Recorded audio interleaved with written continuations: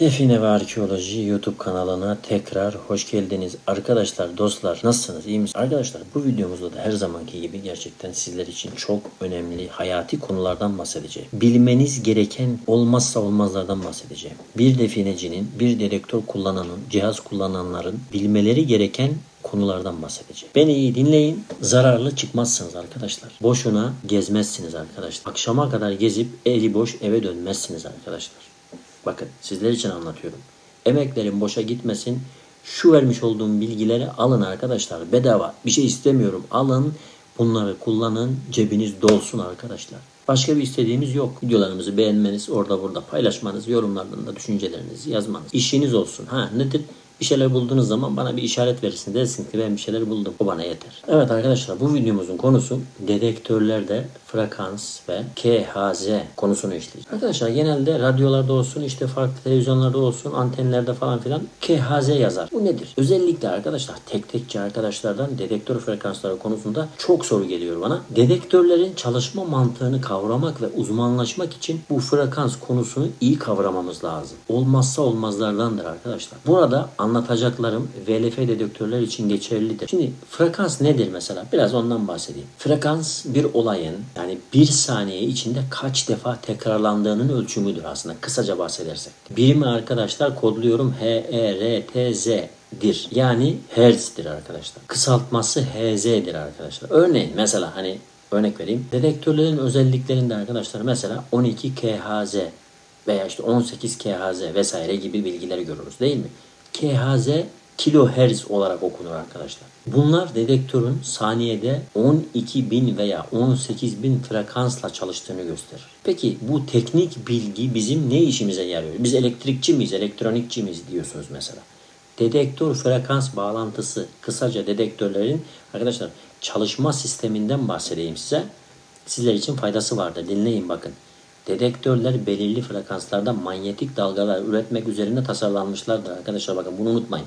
Bu manyetik dalgalar arama başlığı veya işte bobin dediğimiz parça üzerinde böyle manyetik alan oluşturur. Eğer oluşan manyetik alan içerisine bir metal girerse o manyetik alanda bozulmalar olacak. Bu bozulmalar arkadaşlar elektronik devre tarafından algılanır. Eğer dedektörün frekansı yüksekse küçük ama yoğun bir manyetik alan. Eğer frekans düşükse arkadaşlar seyrek ama geniş bir manyetik alan oluşur. Bakın buraya çok dikkat edin. Tam tersidir bu. Dedektörlerin frekansları ile derinlik arasında ters orantı vardır arkadaşlar. Yani frekans yükseldikçe derinlik azalıyor. Bakın frekans düştükçe de derinlik artıyor. Ancak buradan düşük frekanslı dedektör iyidir sonucu çıkmaz aslında arkadaşlar. Bakın bunu yanlış anlamayın.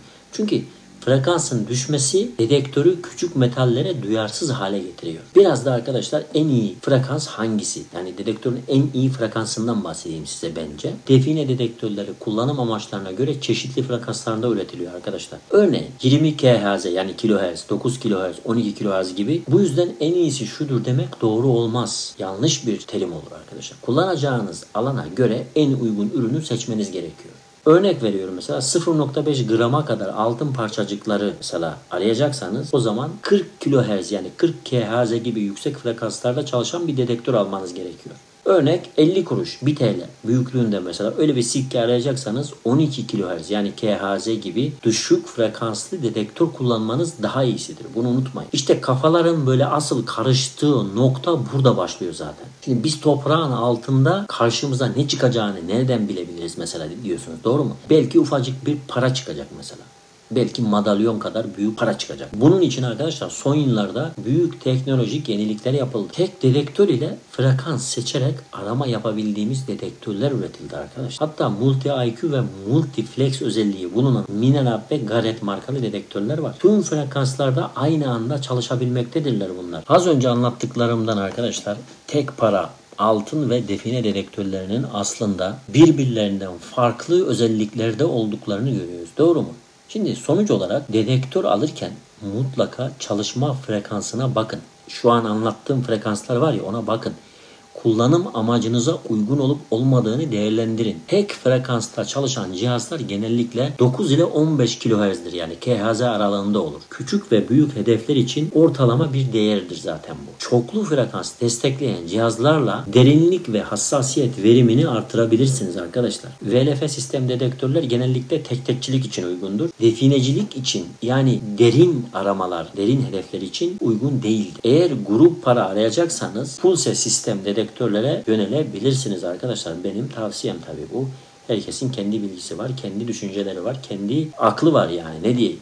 Ben sadece kullanmış olduğumdan dolayı diyorum, bilgilerimi size aktarıyorum. Belki sizin tecrübeleriniz benden daha iyidir. Öyle bir şey varsa bildiğiniz, kullandığınız, yaşadığınız tecrübeleriniz videoların altındaki yorum kısmından yazın arkadaşlar. Siz nasıl dinlemeyi seviyorsanız, bilgi almayı seviyorsanız, videoları izlerken hoşunuza gidiyorsa, ben de sizlerden gelecek tecrübelerinizi okurken hoşuma gidiyor. Ve diğer arkadaşlarımızın da emin olun sizin yazmış olduğunuz gerçek tecrübelerinizden yararlanıp fayda gördüklerine biliyorum ve bunu da bilin. Diğer arkadaşlar da faydalansınlar. Birbirimize bilgileri aktaralım. Bilgileri saklamayalım. Bilgileri öldürmeyelim arkadaşlar. Bilgi paylaştıkça çoğalır. Anlatabildim mi? Neyse arkadaşlar, diyeceklerim bu kadar şimdilik.